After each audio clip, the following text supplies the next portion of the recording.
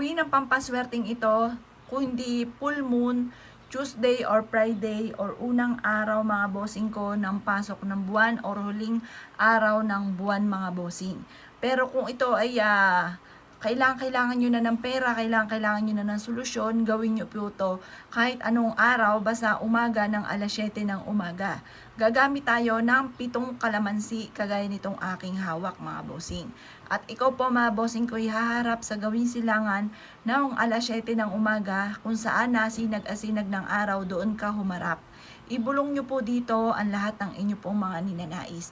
Sabihin nyo po ay siksik-liglig at umaapaw at maraming pera ang darating sa inyo. Makakamit nyo lahat ang inyong mga pinapangarap. Kailanman na hindi na kayo mamumblema tungkol sa usapin ng pera. Mawawala na lahat ang kamalasan ninyo at imbis na kamalasan ay puro swerte ang darating. Ganon mga bossing. Ang pag-wish na hawak po itong ating kalamansi ay parang ikaw ay nakaganyan mga bossing. Parang meron kang sinasalo mga bossing. Sabihin nyo po dito mga bossing ko ay sinasalo ko na lahat ang yaman, sinasalo ko na lahat ang swerte. Ngayong araw na ito ay siksik-liglig at umaapaw at maraming blessing ang darating sa akin. Makakamit ko lahat ng aking mga ninanais at kailanman na hindi na ako mamumblema tungkol sa usapin ng pera. Ganon ang pag-wish na walang gamit na sana, direct to the point mga bossing.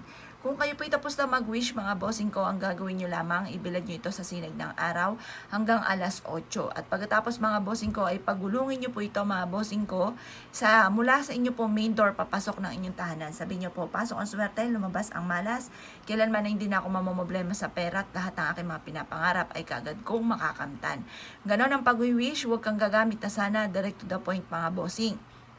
Ngayon mga bossing, matapos itong pagulungin, pwede nyo siyang ilagay sa bawat sulok ng inyong tahanan, sa 4 na corner ng inyong tahanan. Hayaan nyo po siya doon mga bossing ko hanggang good for 1 week mga bossing, 7 days. Manunungwit tayo mga bossing ko ng swerte. Proven po ito mga bossing. Tapos i-mindset nyo na nasimula na ito ng tagumpay ninyo. Kailanman hindi ka na mamumblema sa pera. I-mindset nyo na nahiyaman kayo at maging matagumpay. I-mindset nyo na lahat ng mga pangarap po ninyo ay matutupad. Simula na ito ng makakamit nyo ang inyo po mga pinapangarap at kailanman na hindi ka na mamumblema tungkol sa usapin ng pera. Kailanman na hindi ka na mamalasin pa at siksik-liglig at umapaw. Lagi ang na blessing ang darating sa inyo.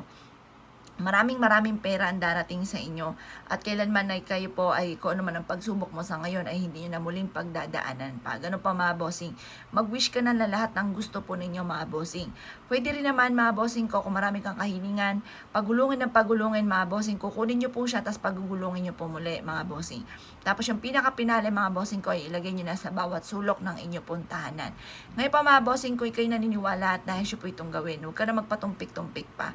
Makakatulong po ito upang sa ganoon masigit ka na swertein sa buhay. Makakatulong po ito para makamit nyo kagad kung ano man ang inyong ninanais. Makakatulong po ito para kung ano man po yung mga pagsubok nyo sa ngayon, kagad nyo itong masolusyonan. Kasi napakahirap mga bossing ko kung may mga pagsubok at hindi mo alam kung paano nyo susolusyonan ang mga problema. Kaya sa simple mga pamamaraan ng ganito ay makakatulong para makamit nyo kagad ang inyong po mga pinapangarap.